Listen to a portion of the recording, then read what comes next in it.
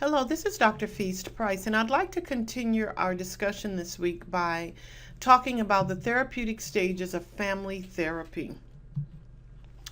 So, when we consider family therapy, there are four primary stages that we want to be mindful of.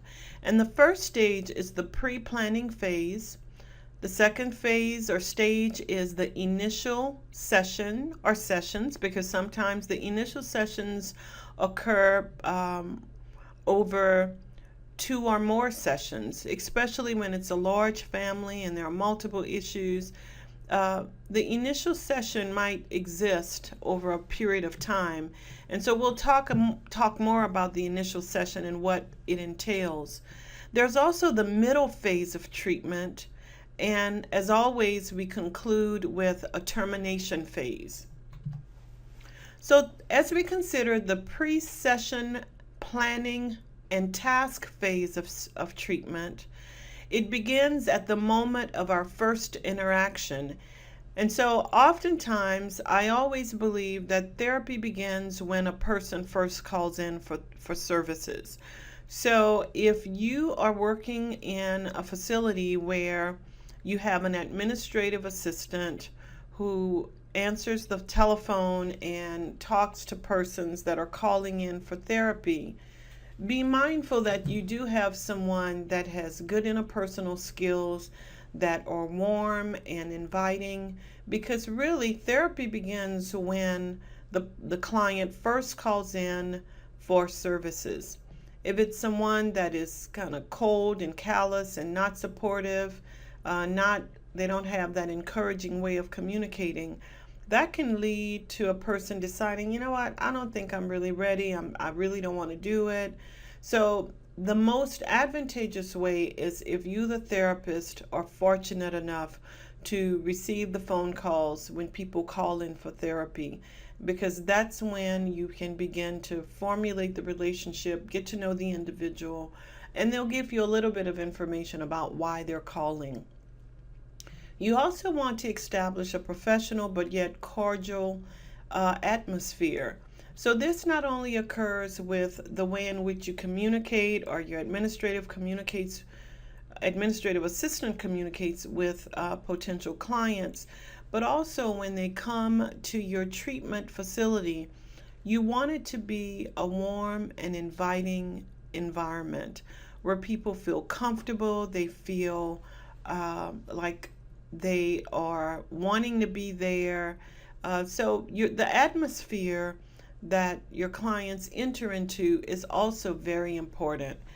Sometimes you might have things on the wall that might be misperceived, or for example, if you have clients that come in and you might have certain things that are reflective of traditional family values, but yet you have, non-traditional families that are coming in for services. It might be a gay or lesbian couple that are coming in, and so you want them to also feel comfortable and that the environment is inviting to them as well. So just be mindful of the things that exist in your surroundings, your treatment surroundings, that might convey that it's a warm and inviting environment, or some things that might be off-putting to clients that might come. And be mindful that there are things that you may not even be cognizant of that could potentially be off-putting, but you'll never know unless the client conveys that to you. So to the extent that you can be mindful and take those things into consideration, you definitely want to do so.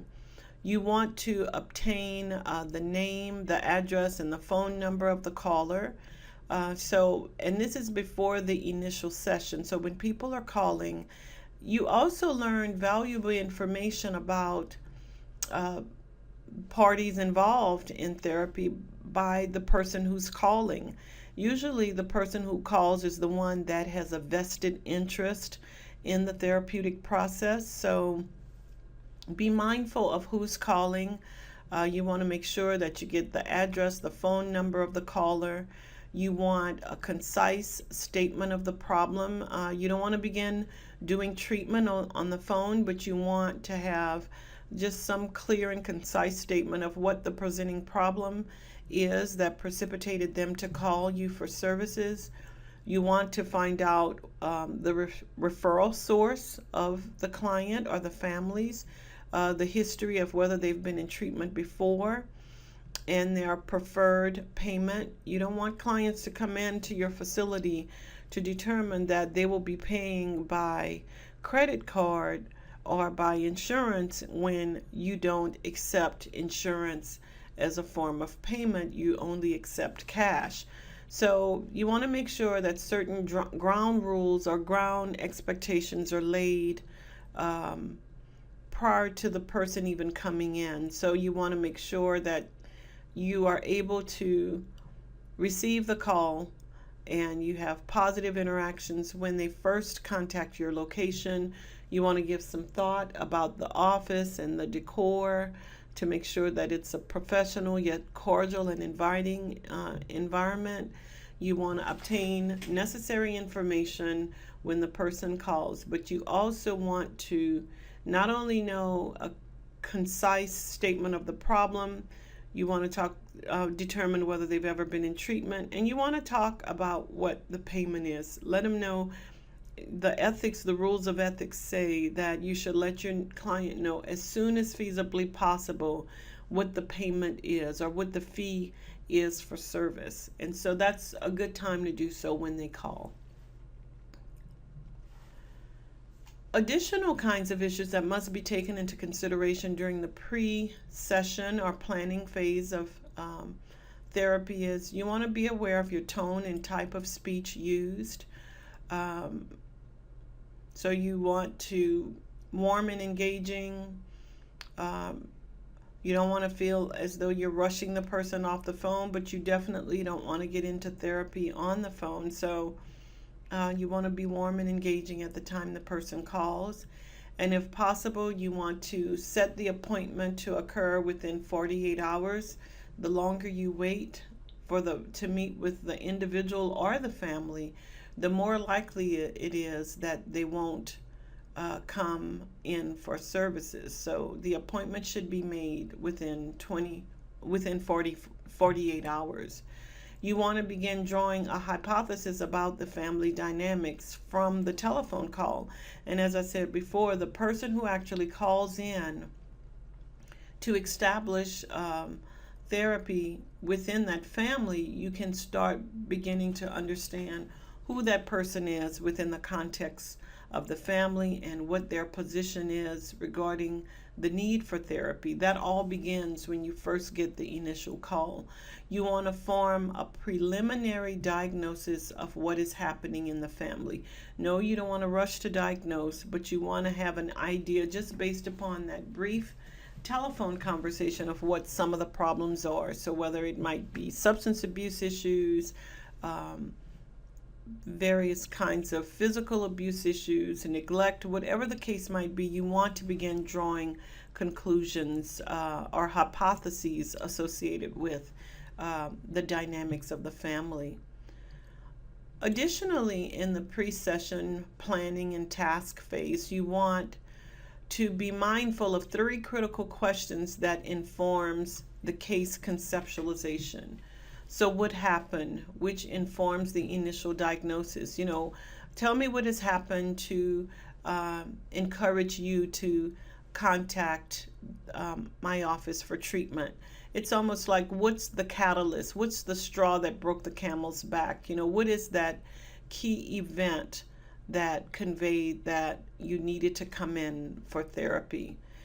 You also want to know, why did that particular problem occur? So you want to formulate a clinical explanation of what the household dynamics are. What happened to, not only what happened, but why did it happen?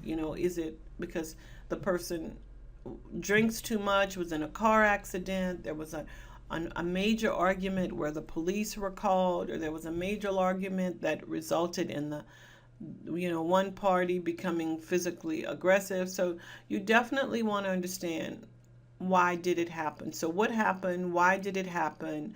What can be done about it and how? So in order to devise a clinical treatment plan, you really want to understand these three questions. So the what can be done about it and how. It's like, how can treatment benefit the family? Usually at its core is communication skills, effective communication skills, effective problem solving skills. Almost every therapeutic encounter that I have with the family, it has to do with communication skills and problem solving skills. When couples are equipped and families are equipped to communicate more effectively, problem solve more effectively, that's usually where the rubber meets the road. So be mindful of the pre-session planning and tasks that must be done. It means the world of difference to when you first begin the therapeutic process, and it helps you to move into the active phase of treatment much sooner, especially because with today's managed care, there are only so many sessions that are available to clients, to families, and so you want to use whatever time you have wisely. So with the initial sessions, we talked about that second phase of the treatment process in family therapy, and it involves the initial session or sessions. And the first sessions are the most critical for successful therapy to occur, and it also determines longevity. It's important that you are building relationship. As you're communicating with the client, you are definitely relationship building. We talked about the power of personhood. If you are not effective at developing a good relationship, oftentimes people will not come back. I was just talking with a clinician who he himself needed to be in treatment because he was going through a lot of health-related issues to the point that it was impeding his ability to be present and healthy in working in a therapeutic context. And so he went to a therapist, and he said he went to a male therapist that was very formal, very rigid, not warm and engaging. And it was his first session there, and it was his last session there.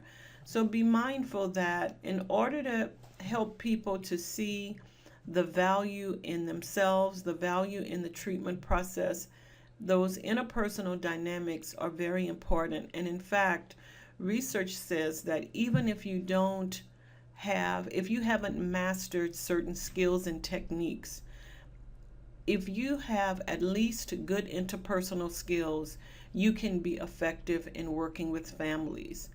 But you can have all the tools and techniques and all of the different therapeutic strategies that exist.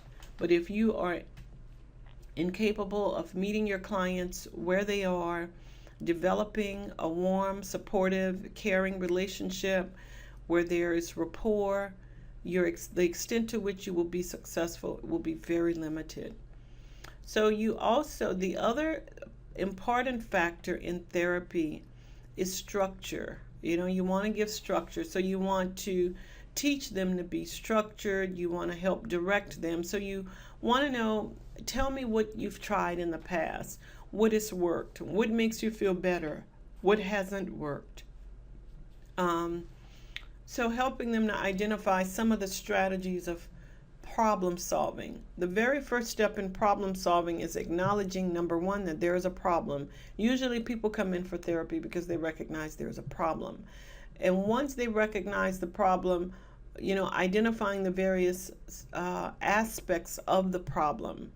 And what are the possible solutions? What are the solutions that work, that you've tried, what hasn't worked, what you're willing to commit to, and getting people to try different kinds of behaviors that they haven't tried before. So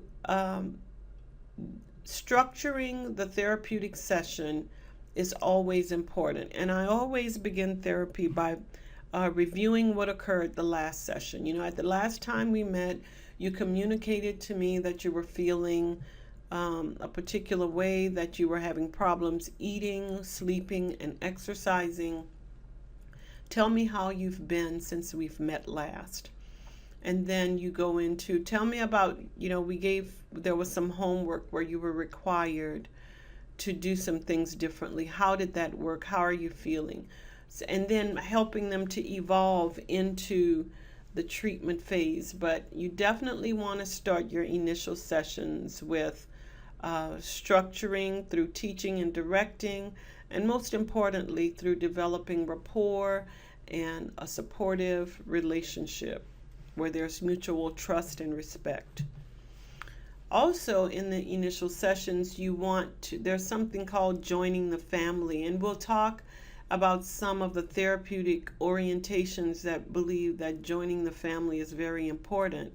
But what it really means is establishing rapport and a therapeutic alliance, having that sense of relationship where the client knows that you value them, you respect them, you look forward to working with them, you are listening, eager to listen, eager to assist where you can help.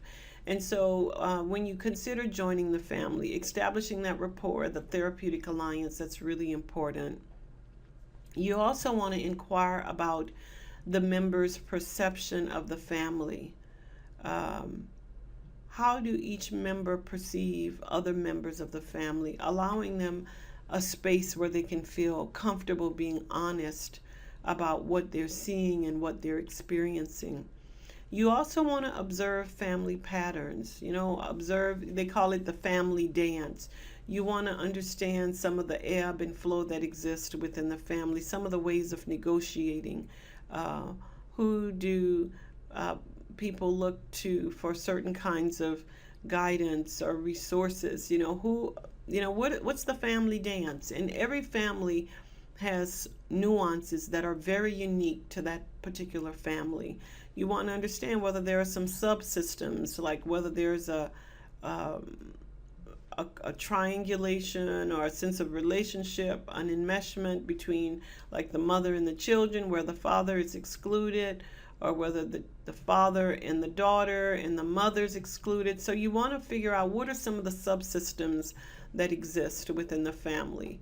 What are some of the coalitions or triangulations that exist within the family? So if the mother and the father are arguing, sometimes you find that the children will side with one parent or the other, which will exclude one of the other parents. So you want to be mindful of how arguments or disagreements are handled in the family.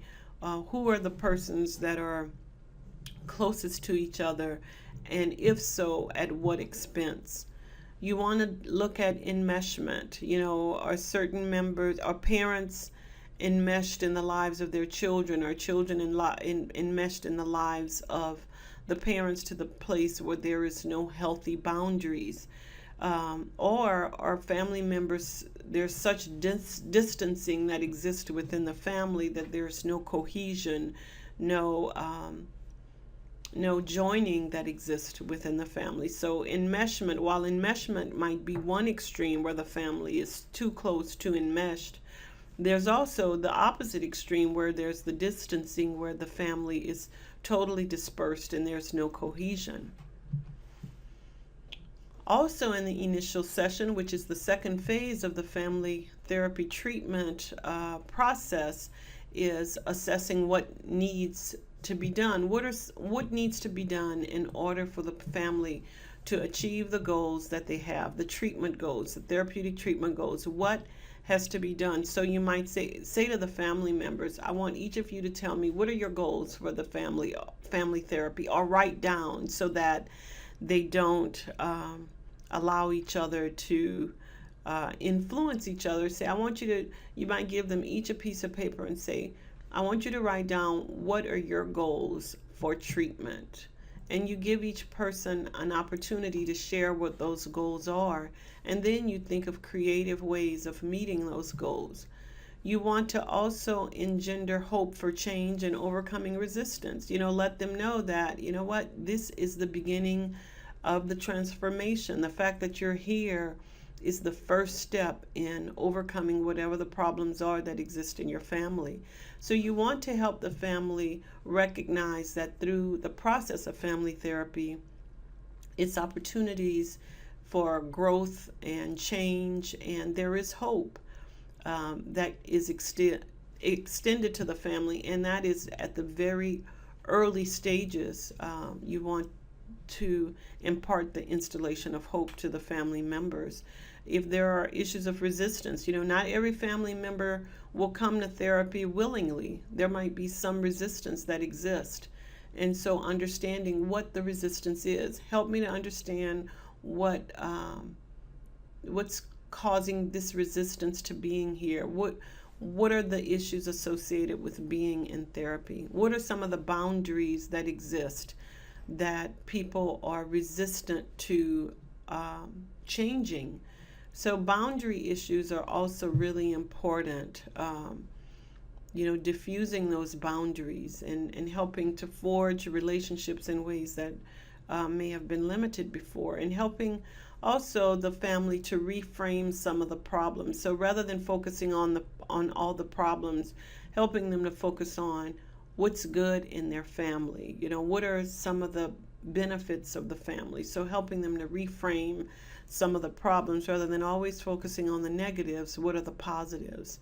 Or if the husband has been laid off, maybe helping the wife to see that it's an opportunity to reconnect with the family and be more intricately involved in the lives of the children, whereas before that there may have been a disconnect. So helping the family to reframe what they might perceive as some of the problems in ways that might be more positive. Because after all, when we consider when we consider cognitive behavioral therapy, it's not the antecedent, it's not the problem that occurred. It's the way in which people think about and make sense of the problem that is what causes the major barriers within the family. And then paradox is that occurs when you want people to maybe do things in ways that they've done it before, to see that it's not helping. So if the family is always arguing over money, you want to suggest to them, what do you notice when you continue to argue over the same things repeatedly? So if you go home tonight and you argue, I want you to argue over this issue associated with the money. I hear that this is a problem. I want you to argue over that issue. And then I want you to pay particular attention to what happens when you argue over the issue associated with money. Come back and tell me next session how it impacts your family. So sometimes with paradox, helping people to play into the behavior, it helps them to recognize what some of the problems are rather than seeing it focusing just on the issue itself. See what some of the derivatives of certain problem behaviors are. Additionally, in the initial sessions, you want to make a return appointment and give assignments. Homework assignments are always essential. It's especially if your clients come on a bi-weekly basis. You want to give them assignments so that while they're gone, there are assignments that they can focus on, so that when they do come back, they are further along than when they left. And so homework assignments are very important, and that's one of the ways that you maintain treatment and maintain them in an active form of the treatment process, even when they're not in your setting. And you want to record impressions of family sessions immediately. So to the extent possible, as soon as the family leaves, you want to write treatment notes, paying particular attention to different family members. It's always important to review the notes to understand how change is occurring over time and across the different family members. So you want to record information related to the content as well as the process. You want to pay particular attention to how the changes are occurring not only across the family but across individuals within the family. And it was Michael White who thought that one of the ways to do this was that you write a letter to the family. And what he would do is he would write letters to the family, communicating to them what he observed, what changes had been occurring, and areas where he would like for them to continue to work and grow. And he would send these letters to his clients, to the families, and they would have this information to not only focus on, but to work on with homework until the next session. So that's a really novel way of communicating to the family, but also helping them to continue the treatment process even after it has concluded, because those letters are there for them to always refer to and to use as an aid, as a treatment aid for them. In the middle phase of treatment, that is when you want to push family members and the family particularly to make changes and to break through. So, you want to encourage more things to take place within the family. It's like after a while, they have to evolve into more an active form of treatment. So rather than constantly complaining about certain things, you expect them to be doing more, to be evolving more in treatment. You want to involve peripheral family members as well, to the extent that they can be helpful. So not only just the nuclear family, but sometimes there are other family members that can be helpful.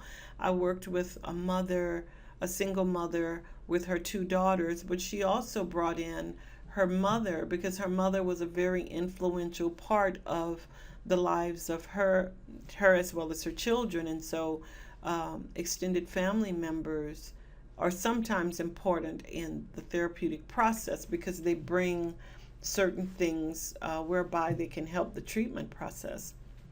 You also want to seek to connect family members. If there's a disconnect that exists with some family members, wounds that have not been healed, you want to definitely help people to connect with other family members. You want to establish contracts to promote more of a reciprocal relationship, so that quid pro quo relations, I'm willing to do this if he's willing to do that. And so it's more of negotiation, so that all parties are getting their needs met.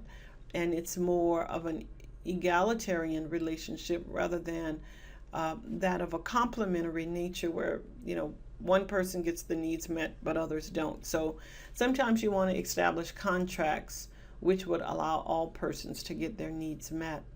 You want to emphasize some of the changes within the family. It's always important to say to the family, I can really see a lot of positive growth. I know that coming here wasn't an easy thing to do, but as a result of being here, I can see that through family therapy, you all seem to be laughing more. You seem to be less tense and anxious around each other. So you definitely want to help affirm those things that the family is doing well.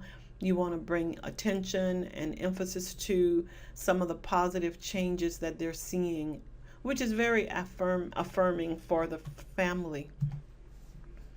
So within the middle phase of treatment, you also want to help reinforce family members for trying new behaviors, because people are coming out of their comfort zones. They're doing things that they hadn't done before. And so you want to reinforce and affirm not only the family as a whole, but members of the family that are trying new things and doing things that go beyond what they've been doing in the past.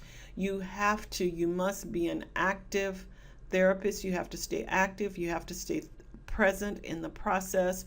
which is why you have to be mentally healthy. So if you have issues going on, you cannot be daydreaming while you have this intense family interaction that's going on in the therapeutic process.